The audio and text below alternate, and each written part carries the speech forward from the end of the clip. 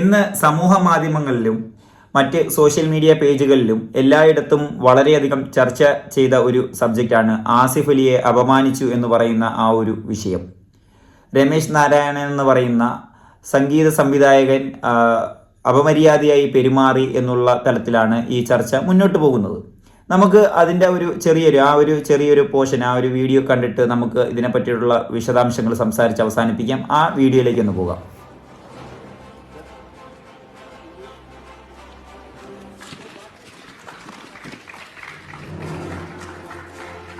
ജയരാജ് സാറിന്റെ ചിത്രത്തിന് വേണ്ടി മ്യൂസിക് സംവിധാനം ചെയ്തിരിക്കുന്നത് ശ്രീ സന്തോഷ് നാരായണൻ സാർ. നിറഞ്ഞ കൈയടി കൊടുത്തുകൊണ്ട് അദ്ദേഹത്തെ ശ്രീ രമേശ് നാരായണൻ സാറിന് ആസിഫ് അലി ഈ ഒരു പുരസ്കാരം നൽകിയിരിക്കുകയാണ്. ജയരാജ് സാറിന്റെ സിനിമയ്ക്ക് സംഗീതം നൽകിയിരിക്കുന്നത് അദ്ദേഹമാണ്. ഒരുപാട് പുരസ്കാരങ്ങൾ മലയാള സിനിമയിലേക്ക് കൊണ്ടുവന്നിട്ടുള്ള ശ്രീ രമേശ് നാരായണൻ. ഈ വീഡിയോയിൽ നമുക്ക് വളരെ വ്യക്തമാണ് ഈ രമേശ് നാരായണൻ എന്ന് പറയുന്ന സംഗീത സംവിധായകൻ അപമര്യാദയായിട്ട് തന്നെയാണ് ആസിഫ് അലിയോട് പെരുമാറുന്നത്. അദ്ദേഹത്തിൻ്റെ കയ്യിൽ നിന്നും പുരസ്കാരം വാങ്ങിയിട്ട് ഒന്ന് മുഖത്ത് നോക്കുകയോ ആലിംഗനം ചെയ്യുകയോ എന്തെങ്കിലും ഒരു വാക്ക് പറയുകയോ ഒന്നും ചെയ്തിട്ടില്ല. തിരിഞ്ഞുകൊണ്ട് മാറി വേറെ കാര്യങ്ങളിലേക്ക് പോകുന്നു. അദ്ദേഹത്തിന് ഇപ്പോൾ ഈ രമേശ് നാരായണൻ എന്ന് പറയുന്ന വ്യക്തി മ്യൂസിക് ചെയ്തിട്ടുള്ള ആ സിനിമയിലെ സംവിധായകനായിട്ടുള്ള ജയരാജൻ എന്ന് പറയുന്ന സംവിധായകനെ വിളിച്ചുകൊണ്ട് അദ്ദേഹത്തിൻ്റെ കയ്യിൽ ഈ പുരസ്കാരം കൊടുത്തിട്ട് തിരിച്ചു വാങ്ങുന്ന ആ ഒരു കാഴ്ചയാണ് നമ്മൾ കാണുന്നത്.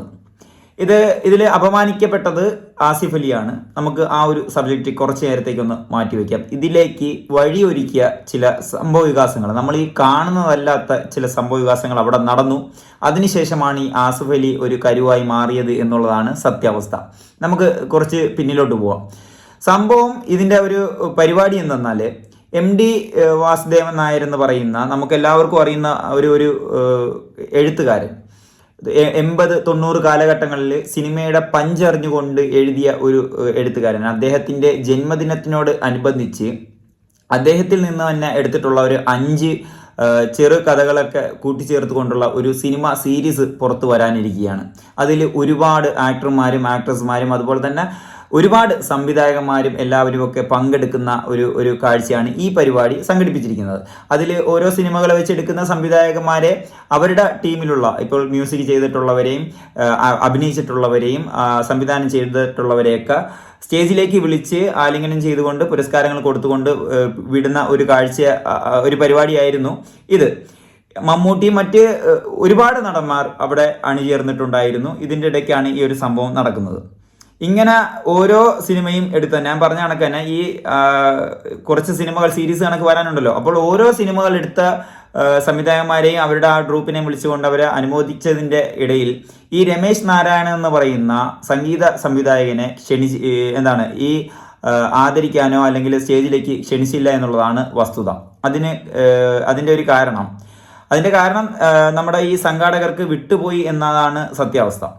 അദ്ദേഹം മ്യൂസിക് ചെയ്തിട്ടുള്ളത് ജയരാജൻ എന്ന് പറയുന്ന അദ്ദേഹം സംവിധാനം ചെയ്ത സിനിമയ്ക്കായിരുന്നു. അപ്പോൾ ജയരാജൻ സംവിധാനം ചെയ്ത സിനിമയുടെ ടീമിനെ എല്ലാവരെയും സ്റ്റേജിലേക്ക് വിളിച്ച് അവരെ പ്രശംസിച്ചൊക്കെ വിട്ടപ്പോൾ ഈ പറഞ്ഞ കണക്ക് രമേശ് നാരായണൻ എന്ന് പറയുന്ന വ്യക്തി അവിടെ വന്നില്ല, അവിടെ ഉണ്ടായിരുന്നില്ല. അദ്ദേഹത്തിനെ വിളിച്ചില്ല, അദ്ദേഹത്തിനെ വിട്ടുപോയി എന്നുള്ളതാണ് സത്യാവസ്ഥ. അപ്പോൾ ഒന്നാമത്തെ രമേശ് നാരായണന് ദേഷ്യം വരാനും അല്ലെങ്കിൽ രമേശ് നാരായണനെ ഇരുത്തി അപമാനിക്കാനും കാരണമായ ഒന്നാമത്തെ കാരണം ഇതാണ്.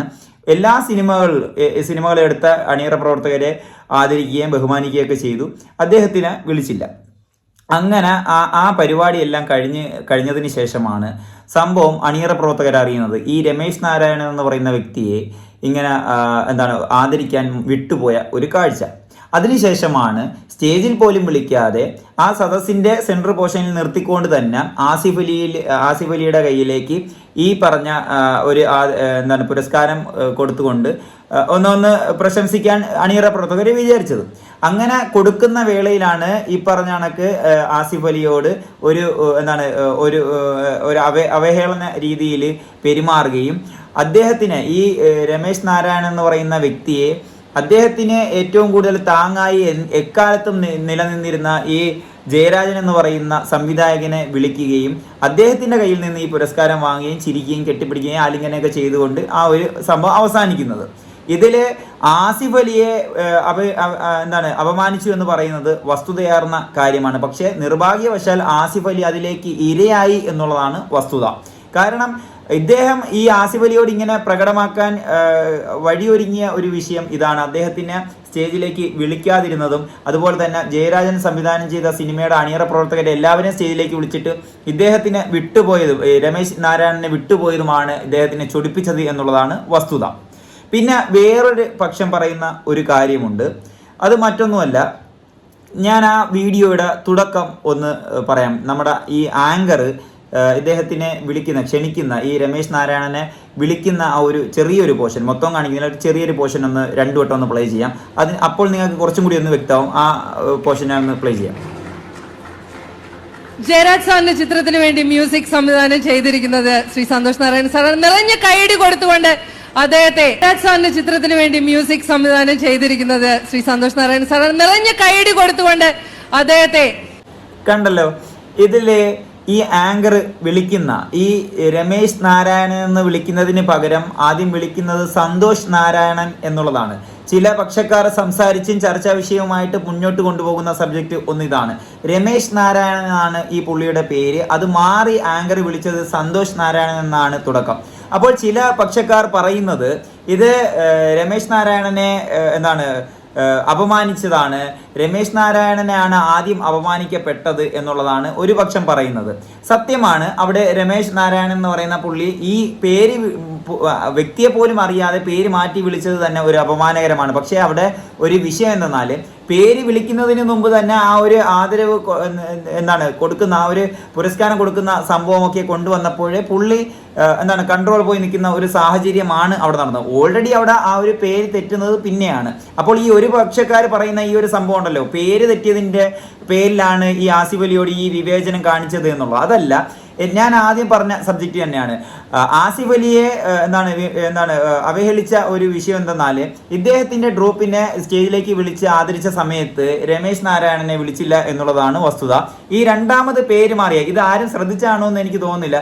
കാര്യം ഞാനും രാവിലെ ഈ വീഡിയോ കാണുമ്പോൾ എനിക്കും അങ്ങോട്ട് കത്തിയില്ല. ഞാൻ വീണ്ടും ഞാൻ കണ്ടു. പക്ഷെ കുറച്ച് നേരം കഴിഞ്ഞപ്പോഴത്തേക്കിലാണ് ഇടയ്ക്കൊരു ലേഡി ഇതിൽ പറഞ്ഞു കൊടുക്കുന്നുണ്ട്, രമേശ് നാരായണൻ എന്നാണല്ല, സന്തോഷ് നാരായണൻ അല്ല എന്നുള്ളത് ആങ്കറോട് പറഞ്ഞു കൊടുക്കുന്നുണ്ട്.